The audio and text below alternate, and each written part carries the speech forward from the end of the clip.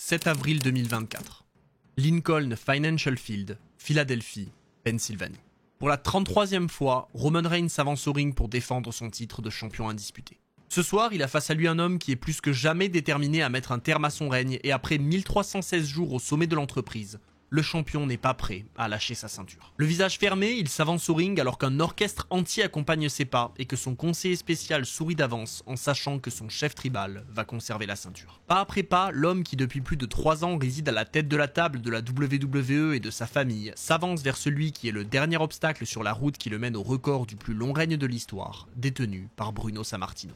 Il les a tous battus. Tous les catcheurs du roster ont tenté leur chance, légendes comme futurs prodiges, mais tous ont échoué, y compris les membres de sa propre famille. Et d'ailleurs, il n'a pas hésité à les écraser pour installer sa suprématie. Et au moment où il réalise ça, toutes les images reviennent dans sa tête. Cette histoire, c'est toute l'histoire de ce règne. Dès son premier mois avec le titre, le champion universel se retrouve confronté à son cousin Jey Uso qui remporte au lendemain de la victoire de Roman Reigns une chance à son titre lors du prochain pay-per-view. Et d'emblée, un défi de taille s'impose. Si à l'origine, les deux cousins se respectent et qu'ils semblent s'orienter vers un match basé sur une compétition positive, Roman Reigns est rapidement contraint de prendre une décision. S'il veut se retrouver à cette position 3 ans plus tard sur la plus grande scène du monde, sur le point d'avoir le match le plus important de la décennie, il ne peut pas se laisser attendrir. Même par sa propre famille. Et puis même, si la ceinture est importante dans cette histoire, ce n'est pas la seule chose qui compte. Cette place de champion et ce rôle de chef tribal est vital à la famille Anoa'i dont les deux adversaires font partie. Et Jey Uso doit le comprendre. Cette opportunité a beau être importante pour lui, qui a lutté en équipe toute sa carrière, il ne peut pas arracher ce titre des mains de Roman Reigns. Et ça, le champion veut bien lui faire comprendre. Le simple fait d'essayer, c'est un affront que le chef tribal ne peut pas accepter. Et Jey Uso doit l'apprendre de la manière forte. Parce que, malgré tous les avertissements de Roman Reigns, Jey ne veut pas lâcher. Il prétend qu'après avoir été confondu avec son jumeau pendant des années, cette opportunité c'est l'occasion de sortir de cette ombre pour devenir l'homme qui a battu Roman Reigns. Mais il ne comprend toujours pas. Avec ce titre, Roman Reigns nourrit sa famille. Et il ne nourrit pas que ses propres enfants, il nourrit aussi Jey Uso, il nourrit l'intégralité de leur arbre généalogique. La famille Anoa'i a besoin que Roman Reigns reste champion pour continuer à avoir une vie prospère. Et même en sachant tout ça, Jey Uso veut quand même lui arracher le titre des mains. C'est inconcevable. Roman Reigns est donc très clair. Il est fier de son cousin, il comprend que c'est important pour lui de gagner de l'argent et donc c'est normal qu'il accepte de l'affronter et de l'amener vers les main events. Mais Jey doit comprendre que lors de leur affrontement, il va se passer une chose. Il va prendre un chèque conséquent pour le match de championnat, mais il va surtout prendre une raclée qui laissera Roman Reigns à la tête de la table en tant que champion universel. Face à face dans le ring, pour la première fois de leur vie, pour régler une rivalité sous-jacente depuis leur enfance, Roman Reigns et Jey Uso veulent chacun tenir leurs promesses. Mais dans les faits, on sait tous que seul un des deux hommes peut avoir le dernier mot. Roman Reigns exécute alors son plan à merveille, détruisant son cousin instant après instant sous les yeux de sa famille qui voit pour la première fois le jeune catcheur combattre pour un titre majeur, mais qui réalise surtout ce soir qu'il n'a aucune chance. Face à lui, il a un champion très établi. Un homme qui a déjà vaincu l'Undertaker à WrestleMania. Un homme qui est venu à bout de John Cena, de Triple H et de Brock Lesnar, et donc même si Jey Uso revient dans le match et qu'il arrive à se redonner espoir, il sait au fond de lui qu'il n'a aucune chance. Le chef tribal fait lentement comprendre à son cousin que sa place est à ses côtés et non pas au-dessus de lui dans la hiérarchie, et les retours de Jey Uso qui lui donnent l'impression qu'il peut créer l'exploit sont systématiquement détruits par le champion qui résiste à toutes les offenses, se dégageant de la prise de finition de son cousin en le frappant entre les jambes pour définitivement prendre le dessus. Enchaînant spire après spire, le chef tribal demande à son cousin de le reconnaître comme tel, et face à son refus, il est contraint de le passer à tabac violemment au centre du ring, empêchant l'arbitre d'intervenir dans cette histoire familiale, et forçant même le frère jumeau de Jey à venir jeter l'éponge pour éviter qu'un drame ne se produise, ce qui permet alors à Roman Reigns de conserver sa ceinture. Mais le champion n'avait pas eu ce qu'il voulait. Conserver son titre, c'était déjà acquis. Il savait qu'il pouvait battre Jey Uso et rester à la tête de la table. Lui, ce qu'il voulait, c'était que son cousin le reconnaisse comme son chef tribal, et malgré ce passage à tabac, il n'a pas obtenu ce qu'il estime lui être dû. Et donc, pour obtenir cette reconnaissance, Roman Reigns doit aller un cran plus loin. Il doit donner une nouvelle chance à son cousin, mais cette fois-ci, les enjeux doivent être bien plus grands. Lors de Hell in a Cell, Jey Uso ne pourra pas compter sur son frère. Cette fois-ci, Jimmy ne pourra pas jeter l'éponge à sa place et lui sauver la mise.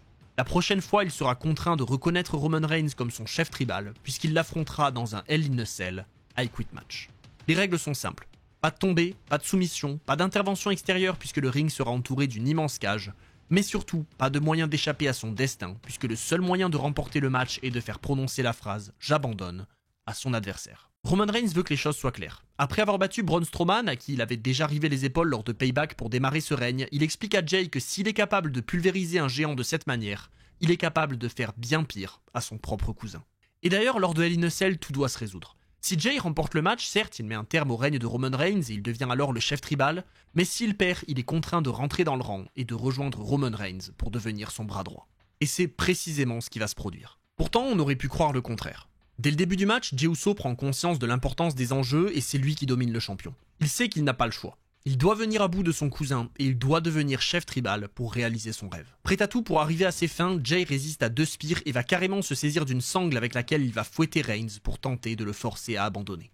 Coup de fouet après coup de fouet, le règne de Roman Reigns semble s'éloigner et cet objectif de diriger la grande famille Anoa'i semble bien lointain. Mais comme à son habitude, le champion n'a besoin que d'un instant pour revenir et il cloue son cousin au sol avec un spire. Il a pourtant été clair. Jay ne peut pas atteindre la place de chef tribal. Toute la vie de Roman Reigns a mené à cet instant. De son enfance, où il était déjà meilleur que tout le monde, à son adolescence, où il était le meilleur joueur de football américain, puis à son âge adulte, où il a gravi les échelons de la WWE pour se placer au sommet, Roman Reigns est né pour cette vie. Il fouette alors à son tour son cousin et le punit d'avoir osé se rebeller contre lui, tentant tant bien que mal d'obtenir sa reconnaissance, mais n'arrivant pas à remporter le match. Jey Uso a beau subir, il ne comprend toujours pas. Et il réussit même à faire perdre connaissance au champion en l'étranglant avec la sangle. Mais si cet acte ne lui donne pas la victoire, il ne lui permet surtout pas de réaliser qu'il n'a plus le choix. Il ne peut pas gagner. Tout ce qu'il fait, c'est retarder l'échéance. Et aux yeux de Roman Reigns, il n'est qu'un pion qui tente de sortir de son statut au risque de mettre en péril sa place dans la famille.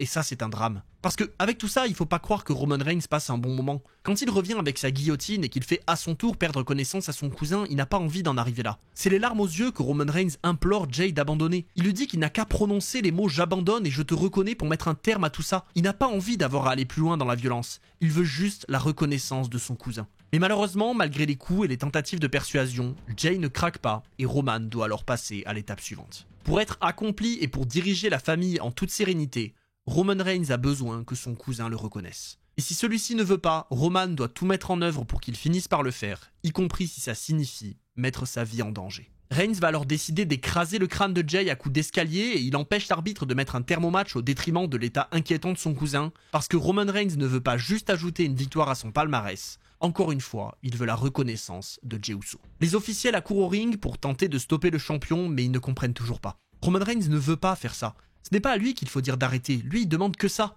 Il faut simplement qu'il demande à Jay de rentrer dans le rang. Et c'est cette simple action qui mettra un terme à ce massacre. Parce que c'est sûrement pas quelques arbitres et un general manager qui vont arrêter le chef tribal. Il remonte dans le ring avec des escaliers et il explique une dernière fois à son cousin que tout est de sa faute. Avant de vouloir pour de bon mettre un terme à tout ça en levant l'escalier au-dessus de sa tête pour briser définitivement le crâne de Jey Uso. Roman Reigns est sur le point de dépasser une limite. Cette action revient à expliquer clairement à ceux de sa famille que s'ils ne le reconnaissent pas, ils vont mourir, et Jay est sauvé à la dernière seconde par son jumeau qui n'en peut plus de voir sa famille se déchirer. Jimmy n'est pas là pour le titre ou pour le match, il est là pour raisonner Roman Reigns. Au centre du ring, ce n'est pas Jey Uso le catcheur qu'il s'apprêtait à fracasser, c'est Joshua Fatu, l'enfant avec qui il a grandi. C'est pas normal d'en arriver là pour une histoire de championnat. Mais tout va bien. Heureusement, les paroles de Jimmy semblent résonner dans la tête de Roman Reigns et le champion prend conscience qu'il est allé beaucoup trop loin. Ils font en larmes sur le ring et le temps d'un instant, tout s'écroule. Roman Reigns ne sait plus qui il est. Le poids du rôle de chef tribal est trop lourd sur ses épaules. Ça fait à peine 2 mois qu'il a cette ceinture et cette place de tête de la table et c'est trop d'un coup. La main tendue par Jimmy semble être acceptée par Roman Reigns qui comprend d'un coup que tout ça est allé trop loin. Mais ses démons le rattrapent. Et le chef tribal sait qu'il n'a pas le choix. Tout ça le dépasse. Il saisit Jimmy qui est déjà blessé et le place dans une guillotine sous les yeux de son jumeau et il obtient enfin ce qu'il demandait depuis de longues minutes. Face à l'image de son propre frère en train d'être étranglé par son cousin, Jey Uso abandonne et reconnaît Roman Reigns comme son chef tribal. Pour confirmer définitivement que Roman Reigns avait tiré un trait sur toute bienveillance et sur tout lien familial réel afin d'atteindre son objectif, il est rejoint sur la scène après le match par Afa et Sika, les doyens de la famille, qui lui placent autour du cou le Hula Fala, un collier représentant sa position de chef tribal dans la famille Anoa'i. Ce collier, Roman Reigns le portera désormais à chacune de ses apparitions. Lorsqu'il arrive dans le main event du show le plus important de la décennie, à WrestleMania 40, et qu'il le retire pour le donner à Paul Heyman, il est convaincu que ce n'est pas la dernière fois. En soi, rien ne le pousse à croire ça. Il n'est peut-être accompagné au ring que par Paul Heyman, mais au fond de lui, il le sait. Sa famille est là pour le soutenir et l'aider. Et cette étape à Hell in a Cell était nécessaire pour en arriver là. Sa place de chef tribal est trop importante. Personne ne peut le laisser tomber. Il sait que sa famille est là et qu'elle saura lui venir en aide, quoi qu'il arrive. Après tout, c'est grâce à lui qu'ils en sont là. Sans lui, Jey Uso reste un catcheur par équipe avec son jumeau Jimmy et ils prennent leur retraite des années plus tard en tant que grande équipe, certes, mais certainement pas en tant qu'acteur majeur d'une immense histoire. Et d'ailleurs, si eux sont dans l'obligation de le protéger et que Roman Reigns sait que face à Cody Rhodes, il veille sur lui, c'est parce que lui le premier a veillé sur eux des années plus tôt. Et en faisant ça, il a aussi réussi à se faire craindre de tous. Alors que les annonces sont faites par Samantha Irvin et qu'il est présenté comme le chef tribal que tout le monde craint, il s'en rappelle. 3 ans et 7 mois plus tôt, en novembre 2020. Alors que Jey Uso a définitivement prêté allégeance à celui qui dirige la table et qu'il a prouvé sa valeur en attaquant Otis en début de soirée, Roman Reigns est rassuré. Son cousin a enfin compris qu'il devait rentrer dans le rang et devenir son bras droit. Et alors qu'il est très content pour sa famille, Kevin Owens fait son apparition. Lui n'est certainement pas membre de cette grande lignée. Et il ne vient clairement pas pour reconnaître Roman Reigns. Bien au contraire. S'il est là, c'est pour toute autre chose. Il vient dire au champion qu'il en a marre que ses problèmes familiaux affectent tout le monde à SmackDown. Que, ok, il peut partir dans un ego trip si ça l'amuse, mais que là, il va trop loin en mêlant Jey Uso à tout ça. Roman Reigns est surpris. Il n'a clairement pas demandé son avis à Kevin Owens et pourtant voilà que celui-ci débarque et étale ses sentiments. C'est pas normal de faire ça. Et en plus, Kevin Owens ne s'arrête même pas là. Il conclut son discours en disant à Roman Reigns que pour quelqu'un qui prétend mettre sa famille au premier plan, il traite les siens comme de la merde. Et ça ne passe pas. En fait, plusieurs choses ne vont pas. Déjà, alors que Reigns fait absolument tout pour mettre sa famille au premier plan, qu'il est prêt à faire des choses horribles à ses propres cousins pour garder la place de chef tribal qui, à ses yeux, permet à sa famille de vivre, voir quelqu'un critiquer la manière dont il gère ses affaires, c'est juste insupportable. Mais c'est pas tout. Owens, avec cette action, vient de prouver quelque chose. Il n'a pas peur de Roman Reigns. Et pour celui qui préside et qui dirige la WWE et la famille Anoa'i avec sa ceinture de champion, c'est inacceptable. Il demande à Jey Uso de régler le problème et celui-ci s'exécute dans le main event en passant Owens à tabac à coups de chaise pour certes perdre son match par disqualification, mais pour s'approcher de son objectif, forcer Kevin Owens à craindre le chef tribal. Enfin, en tout cas en partie. Parce que Owens, il n'est pas du genre à reculer. Et il va donc passer Jey à tabac et s'adresser directement au champion qui le regarde sur un écran pour mettre les choses au clair. Il ne craint personne. Et puisque Roman Reigns ne réagit pas alors que son cousin se fait détruire, Owens en rajoute et l'accuse d'être responsable de cette situation. Les choses étaient claires. Kevin Owens en voulait au titre de Roman Reigns et il voulait prouver qu'il n'était pas un vrai chef de tribu qui dirige dignement une famille, mais simplement un mec qui veut flatter son ego. Et d'ailleurs, il le confirme en le défiant immédiatement à un match pour le titre, lors de TLC.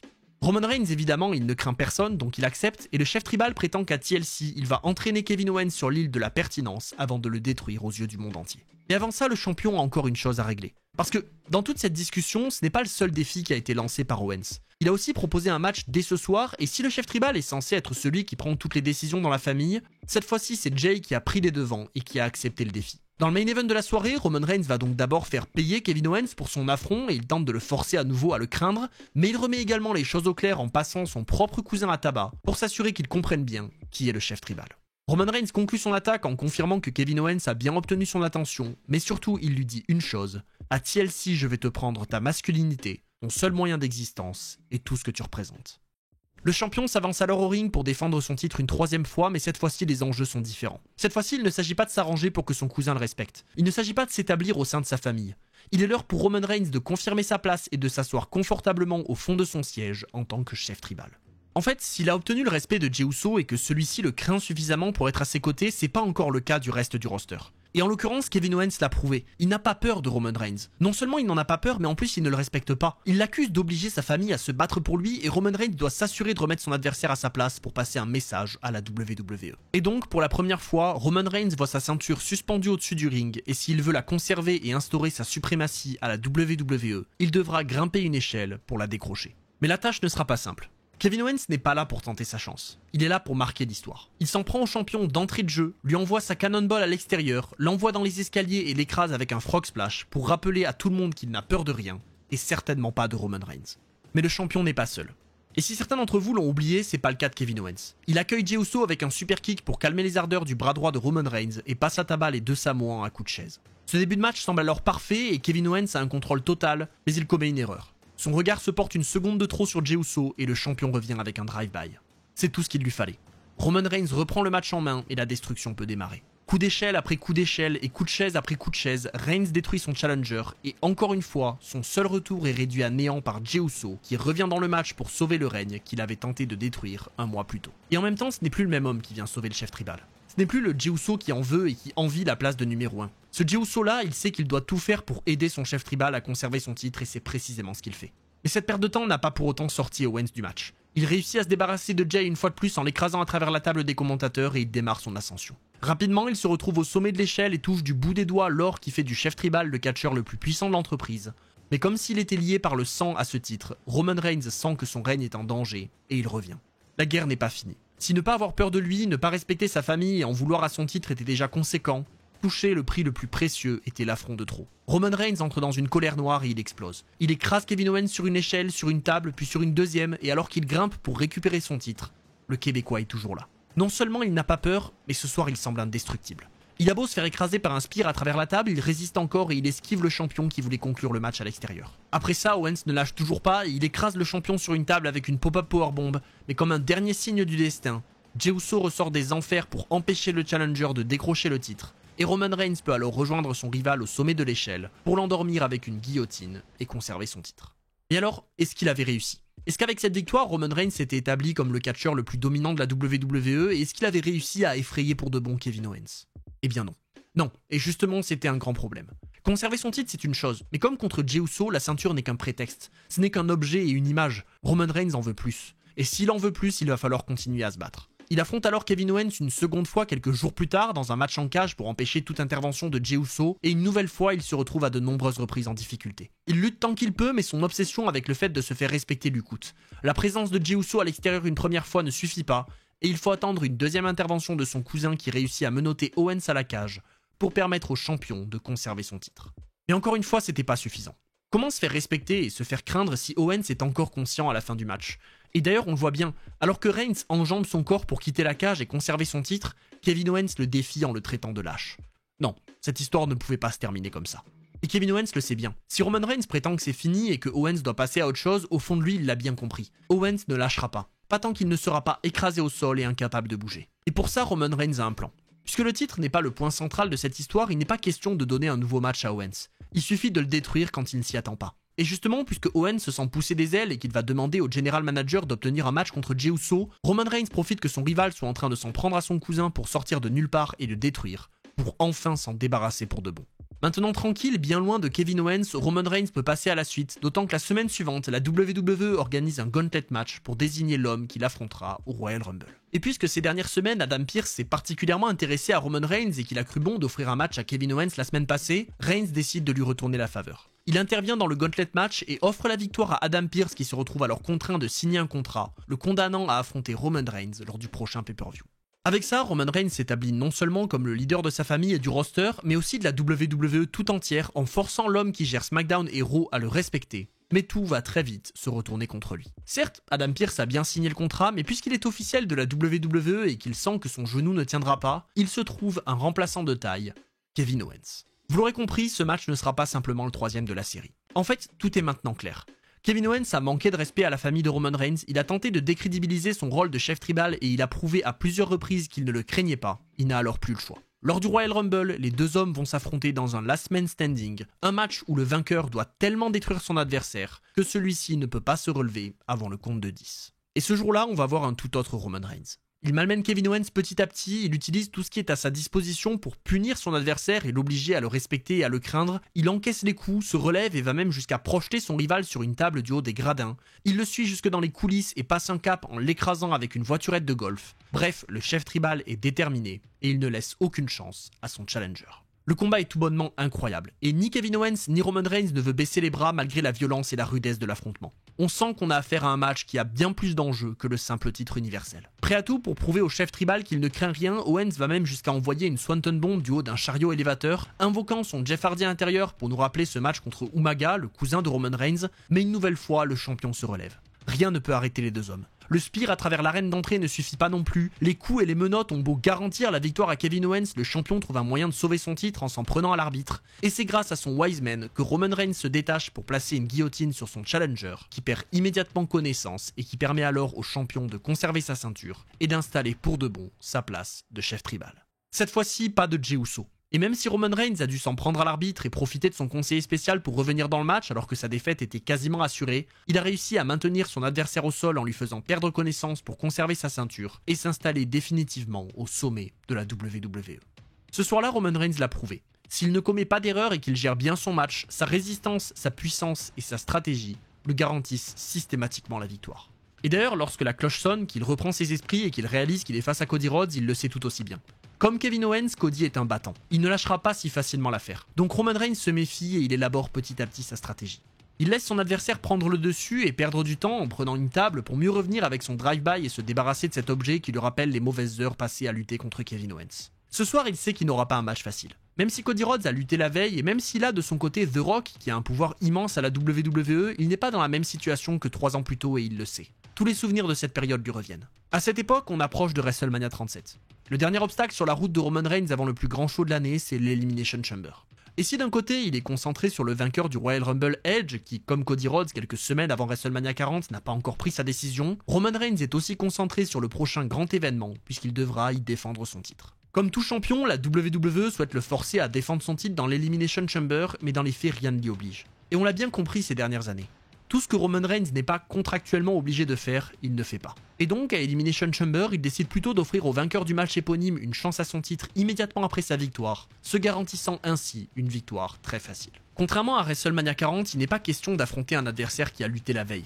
On parle là d'un homme, en l'occurrence de Daniel Bryan, qui ressort d'un match infernal dans une cage contre 5 autres catcheurs et qui se retrouve alors détruit en moins de 2 minutes par Roman Reigns, qui vient facilement à bout de son challenger avec sa guillotine. Surpuissant après s'être économisé à Elimination Chamber, Roman Reigns peut désormais se concentrer sur WrestleMania et son adversaire sera révélé aussitôt puisque le vainqueur du Royal Rumble Edge fait son apparition de nulle part et découpe le champion avec un spear pour mettre au clair ses intentions. Et donc, puisque visiblement des gens continuent à lui manquer de respect, Roman Reigns viendra dès le lendemain pour expliquer clairement qui il est. Si sa rivalité contre Kevin Owens lui avait permis de se faire craindre par une partie du roster, il était temps pour lui d'établir sa puissance.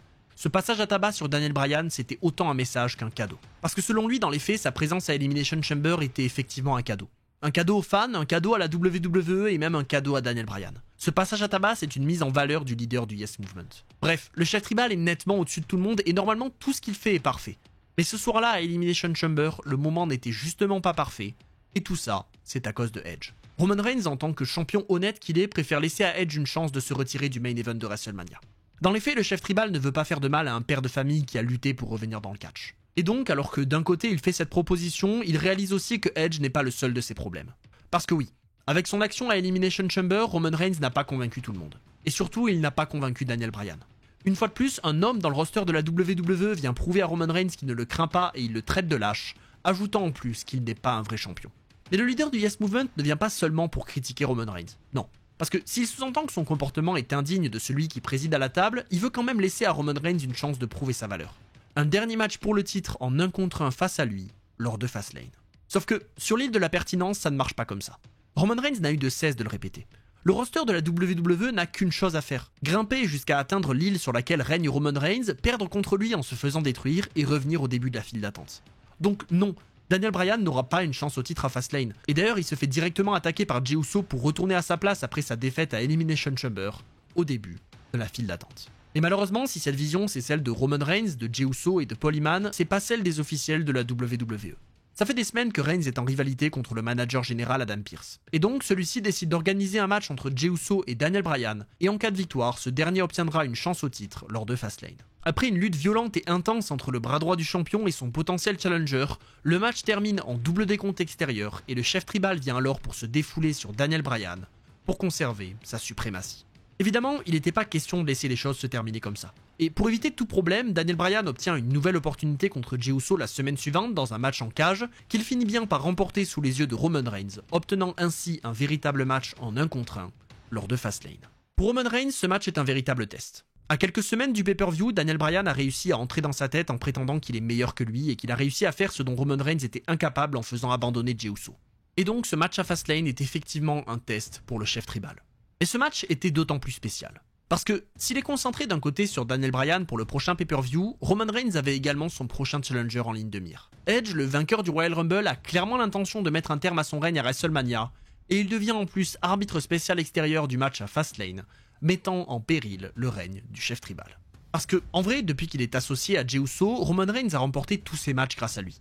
Le seul dans lequel il n'intervient pas dans le résultat, c'est le Last Man Standing du Royal Rumble, mais ce soir-là, c'est Paul Heyman qui lui vient en aide. Et avec Edge aux abords du ring ce soir-là, Roman Reigns est très clairement en danger. Mais c'est mal connaître le chef tribal.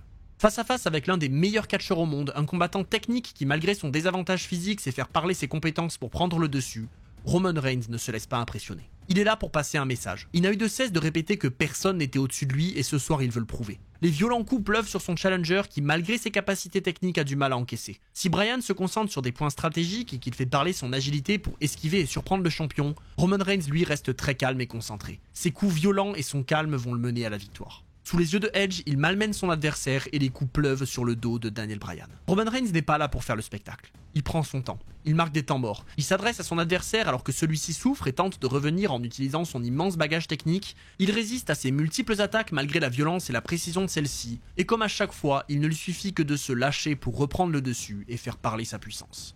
Et oui, on voit clairement qu'il lui arrive d'être en difficulté. Mais justement, on est dans une situation importante pour lui où il doit établir sa puissance. Et ça passe aussi par ce genre de moment où, coincé dans le Yes Lock à plusieurs reprises, Roman Reigns doit aller puiser dans ses dernières forces pour retourner la prise et s'accrocher à son titre. Mais c'est pas tout. Vous le savez, ce match est spécial. Et avec l'arbitre principal du match sorti du ring par un coup de genou de Daniel Bryan, la tension monte d'un cran puisque c'est maintenant Edge, l'arbitre officiel. Et donc, avec Roman Reigns une fois de plus coincé dans le Yes Lock, Jey Uso peut faire son entrée pour s'en prendre au vainqueur du Royal Rumble et au challenger de son cousin. Et même s'il est sorti du ring par Daniel Bryan, Jey Uso accomplit son objectif et permet à Roman Reigns d'esquiver un coup de chaise de son challenger, qui frappe alors la superstar classée X et pousse ce dernier à craquer et à s'en prendre aux deux adversaires avec une chaise. Fier d'avoir détruit le champion et l'homme qui comptait lui voler son moment en prenant le titre à Roman Reigns, Edge quitte l'arène et laisse alors un nouvel arbitre faire son entrée pour officialiser le compte de 3 en la faveur du champion, qui venait de conserver son titre. Mais le problème, il est là. Si pendant tout le match, Roman Reigns avait prouvé sa valeur en survivant aux attaques de Bryan, cette fin donne un goût amer au chef tribal. Il ne le montre pas, mais il le sait. Sa puissance et sa résistance l'ont aidé, mais à la fin, ce qui a compté, c'est que Edge a craqué et lui a permis d'obtenir la victoire. Et donc, même s'il n'est pas ravi de l'annonce lorsque celle-ci est faite, Roman Reigns sait qu'il doit impérativement envoyer un message définitif lorsqu'il défendra son titre dans un triple menace à WrestleMania 37. Et ça se sent.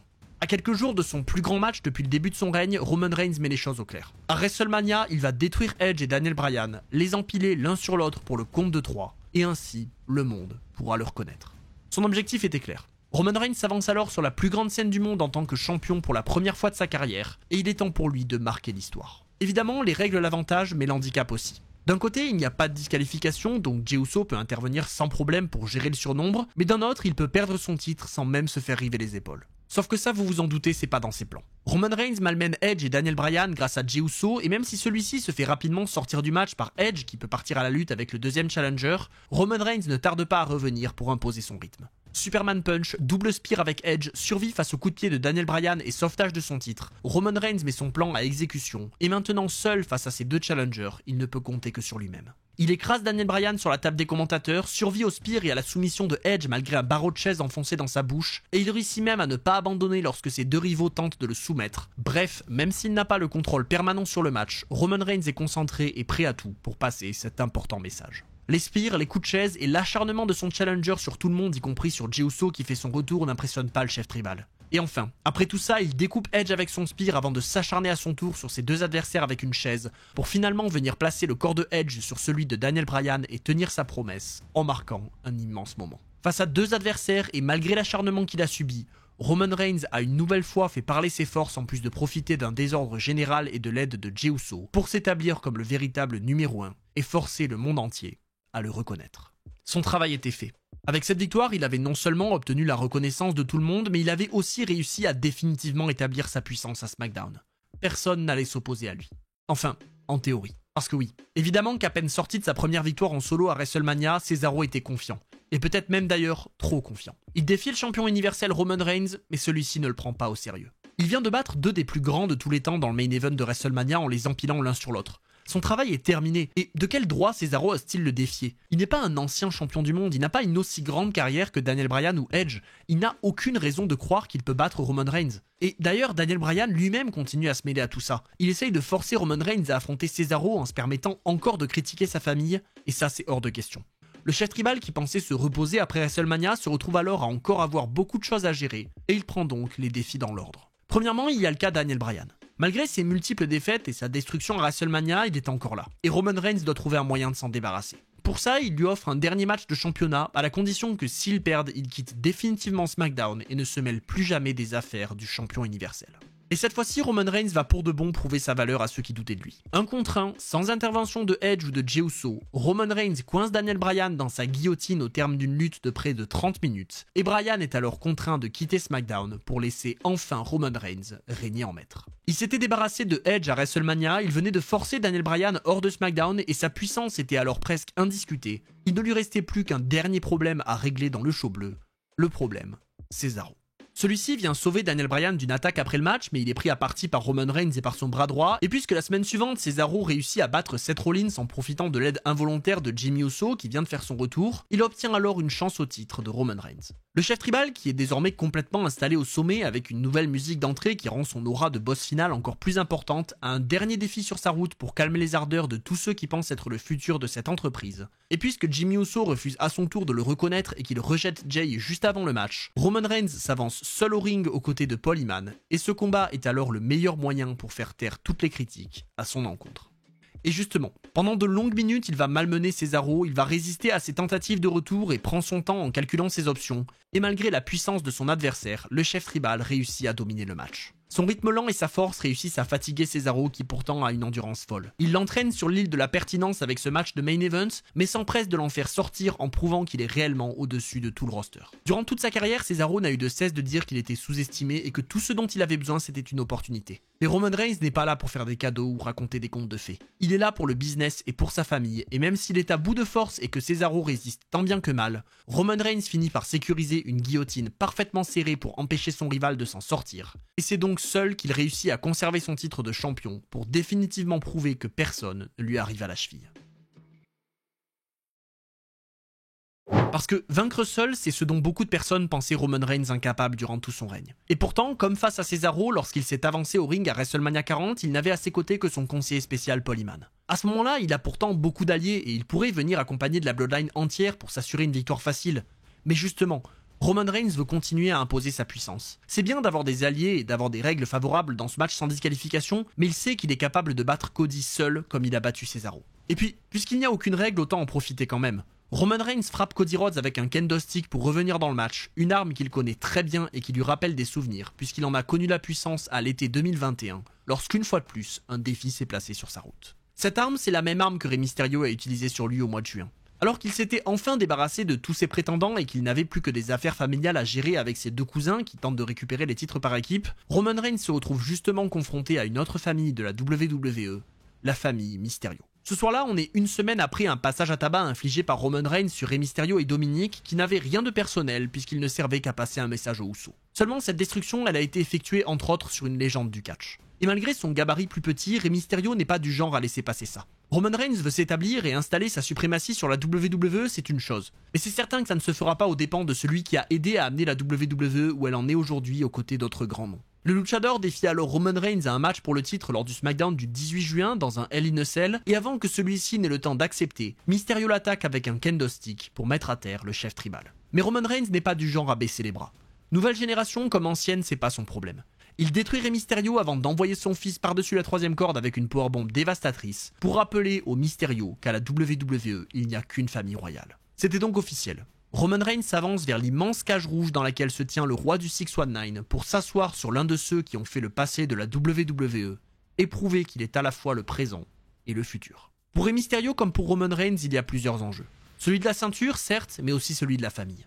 Les deux lignées n'ont eu de cesse de se croiser et de s'attaquer dans les semaines précédentes, et avec les Usos qui ont en vue les titres par équipe de Rey et son fils, on comprend que l'histoire ne fait que commencer. Mais justement, Roman Reigns doit défendre sa famille et aussi montrer aux Usos comment on dirige les choses pour leur prouver pourquoi c'est lui qui doit présider à la tête de la table. Donc même s'il est malmené par Mysterio qui utilise tous les objets à sa disposition dans la cage et qu'il semble en difficulté pendant la grande majorité du match, et que même il va déguster le 619 avant d'être puni par de violents coups de chaise et 2 splashs, Roman Reigns prouve qu'il n'est pas n'importe quel catcheur et se dégage. Pour encore affirmer qu'il est au-dessus de l'ancienne génération comme de la nouvelle, Roman Reigns envoie Rey Mysterio à l'extérieur avec une powerbomb comme il l'avait fait sur son fils une semaine plus tôt, et de retour dans le ring, il ne lui suffit que d'une guillotine inversée pour venir à bout d'une légende de la WWE. Rejoint dans le ring par Jimmy Uso qui reconnaît à son tour sa toute-puissance, Roman Reigns venait de faire taire un nouvel opposant à son règne et à sa suprématie, et sa confiance avait atteint des sommets jamais vus auparavant.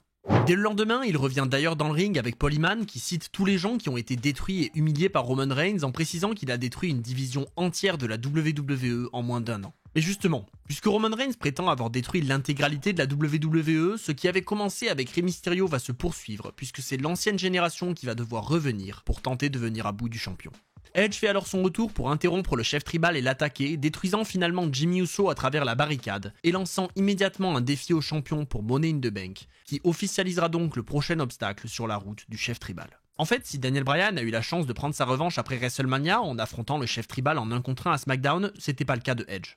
Et si oui, Roman Reigns a été dominant sur la plus grande scène du monde et qu'il a bel et bien conclu le match en empilant ses adversaires comme il l'avait promis, il y a encore beaucoup de choses à dire. Edge dénonce alors tout ce qui s'est passé. L'intervention de Jey Uso, celle de Daniel Bryan qui brise le tombé alors que Roman Reigns est sur le point d'être couvert par Edge, bref, de très nombreuses choses font qu'aujourd'hui l'opportuniste ultime n'est pas champion universel. Et donc Money in the Bank c'est sa dernière chance. Entre-temps, Roman Reigns se réunit pour de bon avec ses 2 cousins et la tâche semble être alors immense pour Edge qui trouve quand même Rey Mysterio et son fils Dominic comme alliés, mais qui est sûrement tombé face à un trop gros morceau. Déjà, la famille du champion emporte une victoire majeure avant le show puisqu'ils viennent à bout de Rey et Dominic pour remporter les titres par équipe, et quand Roman Reigns s'avance au ring pour défendre sa ceinture, il sent que sa lignée est en train de gagner en puissance à la WWE. Mais pour confirmer tout ça, il faut qu'il vienne à bout d'un homme qu'il a déjà battu une fois. Et comme à son habitude, il va faire parler sa force et sa puissance contre un catcheur qui est certes bien plus expérimenté, mais aussi bien plus épuisé par les années. Roman Reigns sait parfaitement comment profiter des points faibles de ses adversaires. Et la nuque de Edge qui lui a coûté sa carrière 10 ans plus tôt est alors une cible de choix pour le chef tribal, qui s'acharne sur son adversaire et maintient le dessus. La domination du champion est longue et Edge est en immense difficulté, mais en bon vétéran qu'il est, il sait se reprendre et mettre le chef tribal en difficulté, comme il l'a fait à WrestleMania. Sa sagesse lui permet d'esquiver un Roman Reigns lancé à pleine puissance et le champion s'écrase alors dans les barricades, mais puisqu'il ne peut pas remporter le titre par décompte à l'extérieur, Edge préfère sortir pour envoyer son propre spear sur Roman Reigns à travers une autre barricade autour du ring. Et bien sûr, ça ne suffit pas. Non seulement Reigns est résistant, mais en plus il est stratège. Il profite que l'arbitre soit mis KO par un contact involontaire pour se saisir d'un barreau de chaise à l'extérieur. Cette arme a déjà été utilisée contre lui. Edge était d'ailleurs à 2 doigts de le faire abandonner avec un crossface en utilisant cette même barre à WrestleMania, et Roman Reigns n'a pas oublié. Détruire un roster et s'en prendre à toutes les générations, ça passe aussi par ça. Roman Reigns retient tout. Il n'oublie pas le passé. Et c'est d'ailleurs tout ça qui construit son personnage actuel. Les fans lui ont tourné le dos il y a des années alors qu'il se comportait comme un catcheur exemplaire, et il est encore rancunier en demandant à tout le monde de le reconnaître. Mais malheureusement, Edge a trop d'expérience. Il contre le crossface et coince Roman Reigns dans cette même prise, mais il s'apprête à devoir gérer 2 autres adversaires avec l'arrivée des Usos. Heureusement pour lui, les Mysterio reviennent et empêchent Jimmy et Jay d'intervenir, ce qui permet au challenger de coincer le champion dans son crossface pendant encore plus longtemps. Roman Reigns est en immense difficulté. Son règne est d'ailleurs peut-être fini. Mais comme un signe du destin, il va encore profiter d'une intervention, cette fois-ci bien plus inattendue. Si le champion est au sommet de la WWE et que cette place lui procure bien des inconvénients, comme celui d'être la cible de nombreux catcheurs, ce rôle et sa domination lui donnent aussi certains avantages. Et donc, Seth Rollins, qui était pressenti par beaucoup et y compris par lui-même comme le prochain challenger de Roman Reigns, débarque pour s'en prendre à Edge et il casse la prise pour redonner l'avantage au champion. Frustré de voir que sa place lui a été volée par un vétéran, Rollins vient peut-être de coûter sa place à Edge. Roman Reigns prépare un spear pour en finir, mais au dernier moment, la Superstar Classics reprend ses esprits et couche le champion avec cette même prise. Les fans qui retrouvent leur place dans les arènes de la WWE depuis quelques semaines à peine explosent, mais puisqu'aucun arbitre n'est là pour officialiser le compte de 3, Roman Reigns a le temps de reprendre ses esprits et de se dégager lorsqu'enfin un arbitre fait son apparition. Et c'est pas fini. Rollins, qui était resté aux abords du ring, revient un instant pour perturber Edge, et cette distraction permet au chef tribal de s'élancer pour envoyer un spear dévastateur à son challenger avant de le couvrir pour une nouvelle fois conserver son titre. Jey Uso, Kevin Owens, Daniel Bryan, Cesaro, Rey Mysterio et maintenant Edge, toutes les générations avaient tenté leur chance et elles avaient toutes échoué. Il ne restait alors plus personne pour défier le champion. En moins d'1 an, il avait instauré une domination incontestée à la WWE et avec tout ça, il devenait officiellement le visage de l'entreprise. Enfin, à moins qu'il en reste encore un. Et oui, il en restait encore un. Un homme qui représente toutes les générations à la fois. Celui qui a été pendant de très longues années le numéro 1 de la WWE et qui en son temps a eu un règne dominant dans lequel il écrasait tous ses challengers. Il restait sur la route de Roman Reigns, l'un des plus grands de tous les temps. Il restait John Cena. Et là, si toutes les défenses de Roman Reigns étaient importantes, celle-là l'était presque plus que toutes les autres réunies. John Cena, c'est pas seulement le visage historique de la WWE. C'est pas seulement l'homme aux 16 titres de champion du monde. C'est pas seulement le catcheur qui a dominé le catch américain pendant plus d'une décennie. C'est aussi celui qui a participé à la chute de Roman Reigns en 2017. Celui qu'on appelait le Big Dog à l'époque tentait tant bien que mal d'être apprécié par les fans et il luttait contre un John Cena qui semblait être en fin de parcours pour s'ériger comme son remplaçant, mais ça n'a pas fonctionné. Alors certes, ça n'a pas fonctionné pour plusieurs raisons, mais l'une d'entre elles c'est cet échange de promos. Cet échange 4 ans plus tôt dans lequel le champ a totalement humilié Roman Reigns. Se moquant de son manque d'assurance au micro et se moquant du fait qu'il a été érigé comme son remplaçant. Et ça, encore une fois, le chef tribal ne l'a pas oublié. Alors Roman Reigns a un gros coup à jouer. Il se moque du manque de renouvellement de l'ancien champion en disant que son personnage est lassant, qu'il est répétitif et aussi innovant que se contenter de la position du missionnaire tous les soirs de la semaine. Il se retrouve contraint d'accepter de l'affronter à SummerSlam après une signature de contrat étrange, mais surtout il va avoir l'occasion de rattraper son erreur de 2017. Cette fois-ci, Roman Reigns ne va pas se laisser humilier au micro par le roi en la matière, John Cena. Et même si le champ marque un bon point en mentionnant que la WWE a toujours voulu ériger Roman Reigns au sommet, le chef tribal répond et cette fois-ci, il ne flanche pas. Reigns est sûr de lui. À SummerSlam, il va écraser John Cena. Il va le détruire tellement fort qu'il repartira à Hollywood. Il va débarrasser la WWE de celui qui a été son visage pendant si longtemps. Et enfin, il va pouvoir prouver qu'il est le numéro 1 incontesté de cette entreprise. Face à ça, John Cena n'aura qu'une chose à dire. Roman Reigns a raison. C'est vrai qu'il va le détruire. C'est vrai qu'il va le malmener et qu'il va le faire souffrir. Mais le problème est bien là. John Cena n'abandonne pas. Et il ne lui suffira que d'un compte de 3 pour mettre un terme à la domination du champion universel, pour s'accaparer la lumière des projecteurs et remettre Roman Reigns à sa place. Mais John Cena n'a justement pas compris. La place de Roman Reigns, c'est pas celle à laquelle pense John Cena. La place de Roman Reigns, elle a toujours été là. Par le passé, il a toujours été le numéro 1, que les gens soient d'accord ou non. Et avec ce nouveau personnage, il est tout bonnement invincible. Cena a beau être persuadé qu'il ne lui suffit que d'un compte de 3, la réalité est que ce compte de 3 n'aura pas lieu. Et d'ailleurs, Roman Reigns en est tellement certain qu'il est prêt à tout mettre en jeu. S'il perd à SummerSlam, le chef tribal quittera la WWE. Mais ça n'arrivera pas. Parce que le head of the table est imbattable.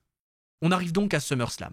Seul un de ces deux hommes va pouvoir tenir sa promesse. John Cena tente directement de tenir la sienne en surprenant Roman Reigns avec un tombé rapide, mais le champion remet les choses au clair et il domine John Cena par sa force pure. Il les a tous vus venir et repartir. Certains se voyaient comme les futurs John Cena et pensaient qu'il détrônerait Roman Reigns pour être numéro 1 à sa place. D'autres ont bien connu John Cena et l'ont même affronté, voire battu puisqu'ils font partie de sa génération. Mais les uns comme les autres, Roman Reigns s'en est débarrassé et il compte faire la même chose avec le plus fort d'entre eux.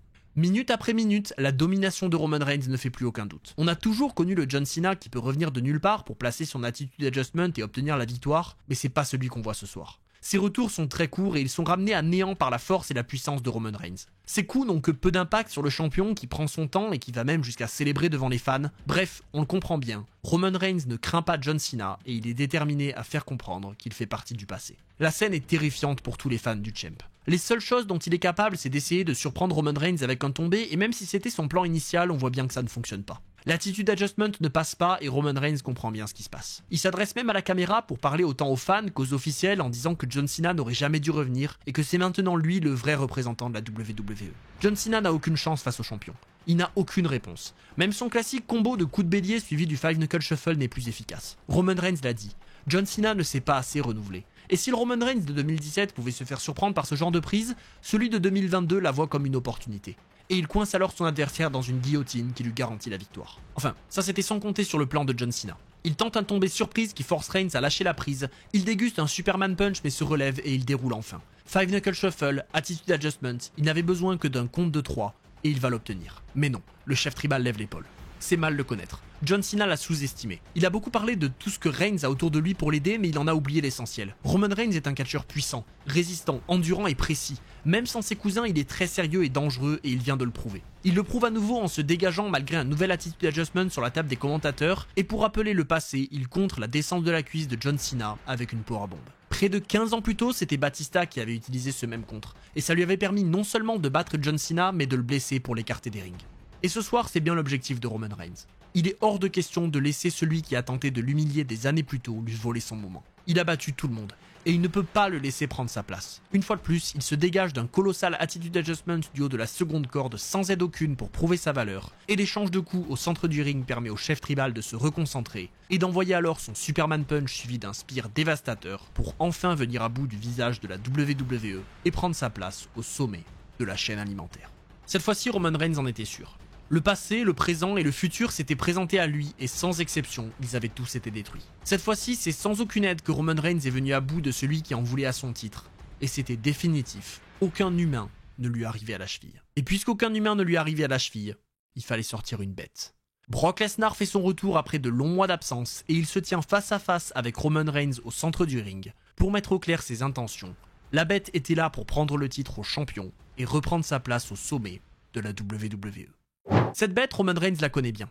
Il l'a déjà affrontée à 4 reprises. Et si son retour fait déjà remonter les souvenirs d'une violence rare qu'il a notamment connue à WrestleMania 34, elle fait aussi remonter les souvenirs d'une période sombre dans laquelle les oreilles de Roman Reigns n'entendaient qu'une chose, le brouhaha incessant des huées de la foule. Ces souvenirs le ramènent un instant à la réalité du présent.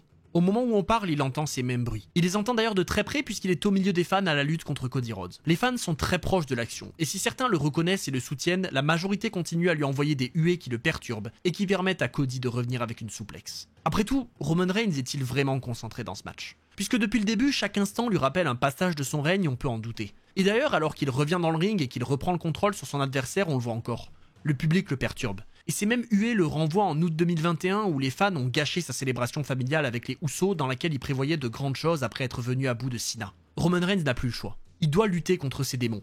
Et il devait déjà le faire à l'époque. Ce public qui ne le respecte pas l'énerve, mais il doit réussir à passer outre. D'autant que si ce démon le hante depuis des années, c'en est un bien réel qui va venir le défier ce soir, puisque Finn Balor fait son entrée pour obtenir le match qui lui était dû à SummerSlam. Ce match justement, Balor l'obtient dès la semaine suivante, mais pas réellement comme il l'espérait. Roman Reigns en a marre. Il en a marre qu'on lui manque de respect, qu'on le dérange, qu'on l'empêche de gérer ses affaires et qu'on tente de prendre sa place. Pour John Cena, il a laissé couler. Il s'est contenté de l'écraser pour conserver son titre. Mais là, il n'a pas de temps à accorder à un catcheur comme Finn Balor. Celui qui prétend être un démon mais qui ce soir n'a rien d'une telle entité est passé à tabac par les Usos avant son combat, et donc en 10 minutes à peine, après n'avoir eu qu'un seul espoir durant tout le match, il se retrouve comme tous les autres avant lui coincé dans une guillotine, perdant connaissance et permettant à Roman Reigns de conserver son titre. Mais encore une fois, les gens vont remettre en cause la suprématie du champion. Quand il a battu Jey Uso, on a dit que c'était à cause de son frère. Quand il a battu Edge et Daniel Bryan, on a dit que c'était grâce à ses cousins. Quand il a battu John Cena, on a parlé que de Brock Lesnar et on a mis de côté sa performance. Et maintenant, Roman Reigns en a marre. Donc puisque certains prétendent que cette victoire est uniquement due à l'attaque que Finn a subie avant le match, Roman Reigns accepte de laisser le démon rejoindre l'île de la pertinence une dernière fois,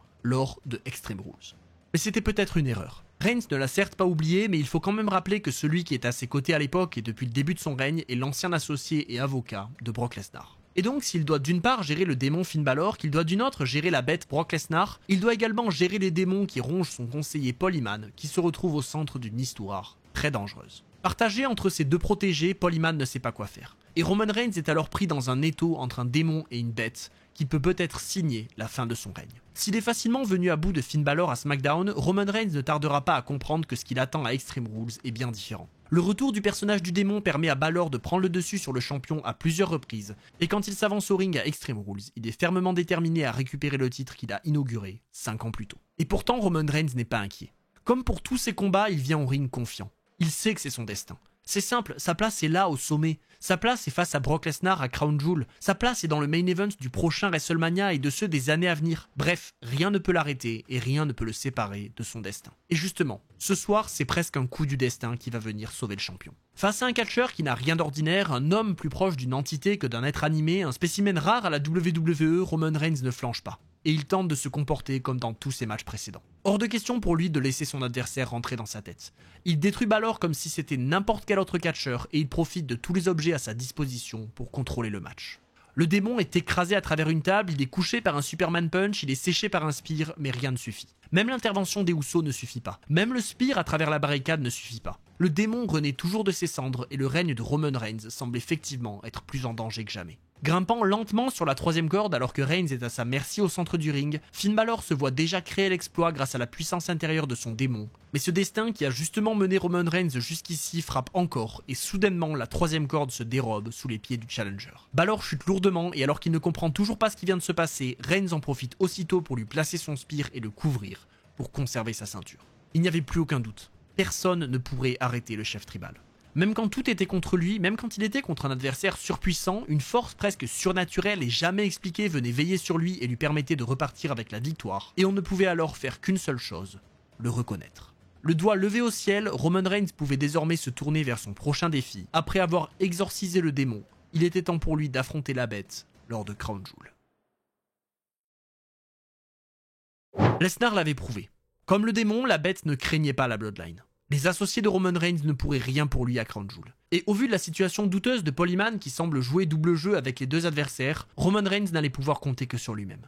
Parce que oui, Lesnar ne s'en cache pas. Au moment d'affronter Roman Reigns à Crown Jewel, il est toujours le client de Paul Heyman. Et Heyman a beau tenter de persuader Reigns qu'il est de son côté, tout porte à croire que le manipulateur ultime a un plan bien plus sombre derrière la tête. Mais pourtant c'est pas le cas. En vérité, Paul Heyman est réellement au centre d'une tourmente. il ne sait pas qui choisir entre Brock Lesnar et Roman Reigns. Et donc, alors qu'à Crown Jewel, les deux titans donnent tout pour venir à bout l'un de l'autre, que Reigns puise dans son arsenal pour sortir un topé à l'extérieur, que Lesnar reste sur ses classiques mais très efficaces German suplex et que les deux n'arrivent pas à se départager avec Roman Reigns qui se dégage du F5, Paul Heyman va se retrouver face à un dilemme. Alors que Reigns a tenté d'en finir avec sa guillotine et que Lesnar est revenu avec son F5, les pieds du champion ont violemment heurté l'arbitre et il n'est plus là pour gérer les interventions extérieures et pour veiller au respect des règles. Roman Reigns profite alors d'un instant d'inattention de son challenger pour le découper avec son spear et alors que les deux hommes sont au sol, Paul Heyman a l'occasion de choisir qui il veut voir gagner. Il tient entre ses mains le titre universel qui donnera une arme redoutable à quiconque réussit à le récupérer, mais incapable de faire un choix entre ses deux protégés, Heyman lance le titre pile entre les deux adversaires et refuse de favoriser quiconque. Lesnar et Reigns vont alors tenter tous les deux de récupérer la ceinture et c'est la bête qui parvient à l'arracher des mains du champion. Mais au même moment, l'absence d'arbitre permet aux Usos d'intervenir pour coucher le titan avec un double super kick, et Roman Reigns peut alors venir écraser les 7 kilos d'or et de cuir qu'il porte depuis plus d'1 an sur le crâne de Brock Lesnar pour venir à bout de son rival le plus sérieux et conserver son titre. Cette victoire était tellement importante. Ce moment avec les deux hommes couchés au centre du ring, c'était un véritable tournant dans le match. Et justement, s'il veut que cette histoire se reproduise sur la plus grande scène du monde, il a intérêt à reprendre ses esprits. Parce qu'il vient de s'en rendre compte. Après ce double coup de la corde à linge, il est exactement dans la même situation que face à Brock Lesnar. Sauf que, cette fois-ci, Paul Heyman n'interviendra pas en sa faveur. Il doit se débrouiller seul. Il revient alors dans le match et inflige à Cody Rhodes sa propre prise de finition avant de prendre le temps de discuter avec son conseiller spécial. Sourire aux lèvres, Roman Reigns dit qu'il adore ce qui se passe. Après tout, lui, il passe un bon moment. Il revit la période qu'il a vécue après être venu à bout de Brock Lesnar. Cette période paisible dans laquelle il a pu venir facilement à bout de Xavier Woods, puis de Biggie et enfin de Sami Zayn. Cette période pendant laquelle sa suprématie était incontestée et où il pouvait jouir pleinement de la place de numéro 1. Et il le sait. Si ce soir il vient à bout de Cody Rhodes, ou d'ailleurs, effacez ça, quand ce soir il viendra à bout de Cody Rhodes, c'est la même période qui l'attend. Plus personne n'est à sa hauteur. Comme plus personne n'était à sa hauteur fin 2021. Et d'ailleurs, au final, les souvenirs de Reigns sont flous sur cette période. Est-ce que vraiment après Lesnar c'était fini? Est-ce que après Cena, Edge, Bryan, Owens, Cesaro, Lesnar, Rollins, il n'y avait plus personne? Rollins? Comment ça Rollins? Alors qu'il écrase Cody Rhodes à travers la table des commentateurs avec une powerbomb digne de celle qu'il infligeait aux côtés des membres du Shield, les souvenirs lui reviennent enfin. Lesnar n'était pas le dernier. Et d'ailleurs dans ses souvenirs, il devait encore l'affronter pour ouvrir l'année 2022 en défendant son titre à Day One. Qu'est-ce qui s'est passé déjà? Ça y est, tout lui revient. La séparation avec Paul Heyman, le passage à tabac par Brock Lesnar, la crainte pour son règne, et plus rien. Un lit, de la fatigue, des papiers de la WWE, ça y est, il s'en rappelle. Ce match à Day One n'a jamais eu lieu. Roman Reigns est tombé malade, et l'entreprise a été obligée d'annuler le match, et à la place, la bête est venue à bout de 4 hommes pour remporter le titre de la WWE. Mais oui, tout est clair maintenant. À son retour, Roman Reigns était tout seul. Après avoir exclu Paul Heyman dû à ses relations douteuses avec Lesnar, l'avocat était revenu à plein temps avec le champion de la WWE, et d'ailleurs, dès son retour, Roman Reigns se retrouve face à 2 de ses pires ennemis. Et le moins qu'on puisse dire ce soir, c'est que la situation est très tendue. En fait, Brock Lesnar n'a qu'une envie. C'est bien d'être champion de la WWE, c'est ce qu'il veut depuis longtemps. Mais il y a encore plus important. Il veut affronter Roman Reigns à nouveau dans un match d'unification des titres. Et là, malheureusement, il y a un blocage. SmackDown, c'est pas son show. Pendant que Roman Reigns portait la WWE sur son dos pendant des mois, Lesnar n'était pas là. C'est pas à lui de venir pour dicter l'avenir du champion universel. Et puis, même, admettons que cette idée soit bonne, et elle l'est, l'accepter revient à gérer des affaires avec une ordure comme Paul Heyman, et ça, Roman Reigns s'y oppose. Et d'ailleurs, ces paroles sont importantes, parce qu'elles vont choquer l'ancien conseiller spécial du champion. Comment peut-il le traiter d'ordure? Après tout ce qu'il a fait pour lui, c'est ça que Roman Reigns retient de Paul Heyman. Il s'est démené pendant des mois pour l'aider. Il n'a jamais agi par intérêt. Il a agi parce que Roman Reigns est son chef tribal et parce qu'il aime son chef tribal. Wow, Paul Heyman a peut-être parlé trop vite. Cette phrase de trop occupe l'attention de Lesnar pendant quelques secondes, mais alors qu'il s'en prend à Heyman, Roman Reigns en profite. Il couche le champion de la WWE avec un Superman Punch et sourire aux lèvres, il quitte le ring pour s'occuper d'autres histoires. Et justement, le champion universel a une tâche bien plus importante. Si cette powerbomb à WrestleMania 40 lui a fait remonter des souvenirs, c'est pas pour rien. Choisi par Adam Pearce, le general manager de SmackDown, le prochain adversaire de Roman Reigns s'avère être nul autre que l'homme aux côtés de qui il a lutté pendant tant d'années, Seth Rollins. L'histoire entre les deux est si longue qu'encore aujourd'hui elle ne peut pas être racontée en entier. Et d'ailleurs, si en 2022 Seth Rollins veut évoquer le passé en signalant aux champions qu'il a remporté tous leurs précédents affrontements, Roman Reigns n'est pas concentré sur ça. Le passé n'a strictement aucune importance. L'homme que Rollins a battu 7 ans plus tôt, c'est pas celui qu'il a en face ce soir. Non, au Royal Rumble il va pas affronter le Big Dog, le mec qui parle de Suffering Succotash, c'est plus le même gars. Ce Roman Reigns est en God Mode, c'est le chef tribal, celui qui préside à la table, le champion universel, le plus grand de cette génération et même le plus grand de tous les temps. Ça n'a plus rien à voir. Et pourtant, si Roman Reigns a l'air surconfiant, Rollins va réussir à toucher une corde sensible. Ce soir, il est seul dans le ring après toutes les histoires avec Paul Heyman, mais Rollins pose une question importante. Est-ce que tous ces accomplissements, Roman Reigns est vraiment convaincu de les avoir accomplis seul? Au vu de son regard, il semblerait que non. Et oui, certains de ces matchs ont été remportés purement grâce à sa puissance, mais si on les retrace tous, l'histoire cache quand même beaucoup de fins controversées. Et ça, Rollins en est conscient. Comme il est conscient qu'il est en partie responsable de la création de ce Roman Reigns. C'est lui qui l'a aidé à monter dans le Shield. C'est lui qui a trahi le Shield pour permettre à Roman Reigns de grimper en solo. Et d'ailleurs, même cette montée, le champion ne l'a pas accompli seul. Et donc, si Rollins a pu créer Roman Reigns, il est parfaitement capable de le détruire. Et pour s'assurer de le détruire sans encombre, Rollins a un plan. Il défie les Usos à un match par équipe dans lequel, en cas de victoire, les deux frères seront bannis des abords du ring pour le match au Royal Rumble. Mais ça, c'est à une condition. Roman Reigns est prêt à accepter le défi de Seth Rollins, si lui aussi est prêt à mettre quelque chose en jeu. Et donc, s'il perd le match contre les Usos ce soir, Seth Rollins perd par la même occasion sa chance au titre universel au Royal Rumble. Confiant aux côtés de celui qu'il a choisi pour être son partenaire, à savoir Kevin Owens, qui connaît très bien Roman Reigns, Seth Rollins accepte et il obtient précisément ce qu'il veut dans le main event, puisque suite à l'intervention du champion, les Usos sont disqualifiés et Rollins obtient alors un vrai match 1 contre 1 lors du Royal Rumble. Une dernière confrontation entre les deux va finir de sceller l'importance de cette rencontre, puisqu'à 24 heures du Royal Rumble, Seth Rollins récapitulera toutes les fois où il a battu Roman Reigns, en insistant surtout sur le point le plus important de leur relation, le jour où Seth Rollins a trahi le Shield et a envoyé un coup de chaise dans le dos de Roman Reigns, pour mettre un terme à l'un des clans les plus importants de l'époque. Le visage de Roman Reigns en dit long. Ce jour l'a traumatisé. Il se souvient encore de ce coup de chaise et vous allez voir que les souvenirs de cette époque seront loin de faiblir avec le temps. Le champion fait alors son entrée au Royal Rumble. Il est toujours seul et prêt à régler une histoire majeure qui hante sa vie depuis 8 ans, mais alors qu'il tente de se concentrer sur la tâche à accomplir, une musique étrange résonne dans le stade. Les 7 mots formant en alphabet radio les lettres du groupe connu sous le nom de The Shield retentissent dans l'arène, et Seth Rollins fait son entrée dans une tenue très familière pour Roman Reigns, arrivant par le public pour finir de mettre le champion hors de lui. Rollins avait réussi son objectif en entrant dans la tête du chef tribal, et cette action est la première d'une longue série de dominos qui vont chuter pour raconter une histoire exceptionnelle. Sûrement perturbé par les manipulations de Rollins, Roman Reigns se laisse surprendre. Il n'arrive pas à imposer son rythme comme d'habitude et il se fait même écraser à travers la table des commentateurs par cette fameuse powerbomb si significative pour lui. La malédiction du Shield s'abat sur Roman Reigns 8 ans après la fin du groupe et près de 10 ans après leur début, et Seth Rollins enfonce le crâne de son rival avec un stomp pour passer très proche de mettre un terme au règne du chef tribal.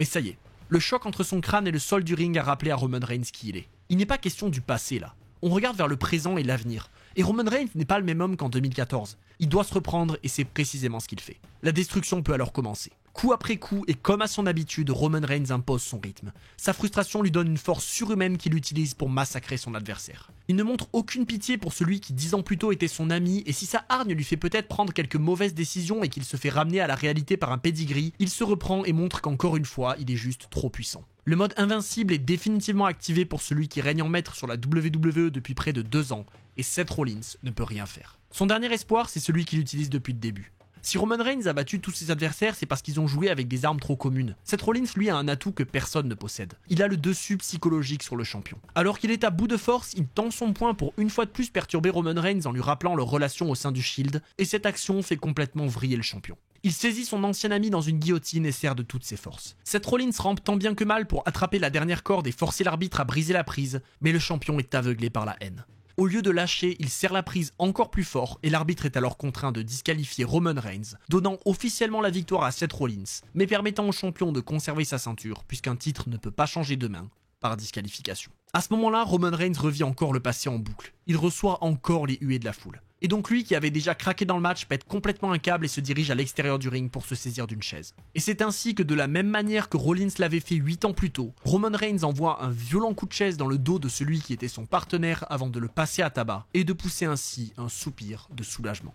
Enfin, après tant d'années, Roman Reigns avait obtenu sa vengeance. Il avait certes perdu son tout premier match depuis 2019, mais il avait conservé son titre et il avait pu passer ses nerfs pour régler une histoire importante qui entachait sa vie. Et tout semblait alors définitivement réglé. Roman Reigns pouvait tranquillement se diriger vers d'autres histoires et il se réunit quelques minutes plus tard avec Paul Heyman en venant coûter le titre à Lesnar qui remportera plus tard dans la soirée le Royal Rumble pour définitivement écarter Seth Rollins de la ceinture et s'occuper de son prochain challenger. Enfin, définitivement pour Seth Rollins, on en reparlera. Mais justement, Si après le Royal Rumble, Roman Reigns est convaincu que son prochain challenger sera Brock Lesnar et qu'il pense revivre le passé en retrouvant celui qu'il a déjà affronté dans un main event de WrestleMania, c'est un homme qu'il n'a jamais affronté qui va créer la surprise et se présenter à lui. Réuni en plein épisode de SmackDown avec Paul Heyman et les Usos, Roman Reigns semble au sommet du monde, mais c'est une musique très spéciale qui va venir mettre un terme à cette célébration.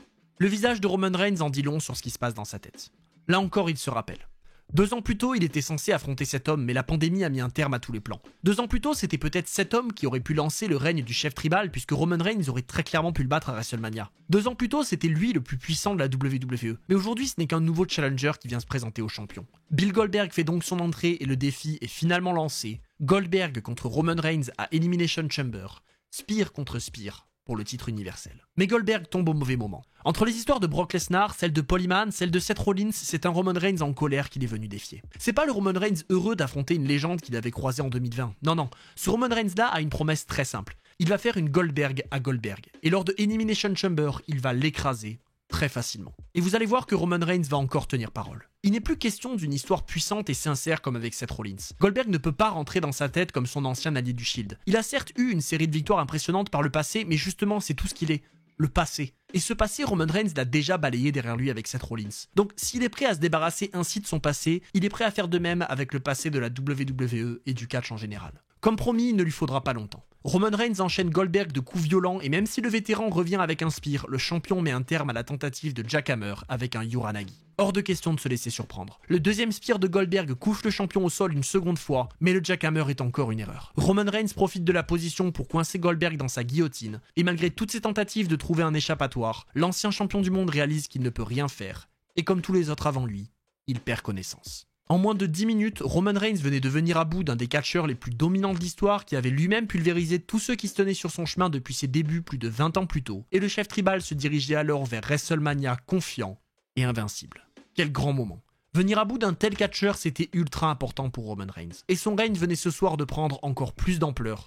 Franchement, que de bons souvenirs. Mais là, il faut se reconcentrer. L'heure est grave. Roman Reigns secoue la tête et reprend ses esprits. C'est bien de se remémorer le passé et de retrouver les souvenirs des rivalités importantes qui ont marqué son règne, mais il a des problèmes plus importants et dont il ne peut pas aussi facilement se débarrasser. Un bref instant d'inattention sur son spear et Cody Rhodes reprend le dessus. Roman Reigns déguste le Cody Cutter et il est en difficulté. Son adversaire n'a qu'une idée en tête. Il veut recréer l'exploit de Rollins en battant Roman Reigns, mais cette fois-ci, il veut lui river les épaules. Le Crossroads ne passe peut-être pas, mais Cody reste dans le match et surprend le champion de nulle part avec un spear. C'est terminé pour Roman Reigns. Tout ce temps à se remémorer le passé n'aura servi qu'à redonner l'avantage à son challenger. Cody Rhodes s'exécute et place un premier Crossroads. Il est sur le point d'enchaîner avec un second pour définitivement mettre un terme au règne le plus long de la nouvelle ère, mais de nulle part, Jimmy Uso débarque et vient coucher Cody pour redonner l'avantage à son cousin. Jimmy vient se placer aux côtés de Reigns pour voir si tout va bien et alors que leurs regards se croisent, Roman Reigns comprend. C'est normal que Jimmy vienne l'aider.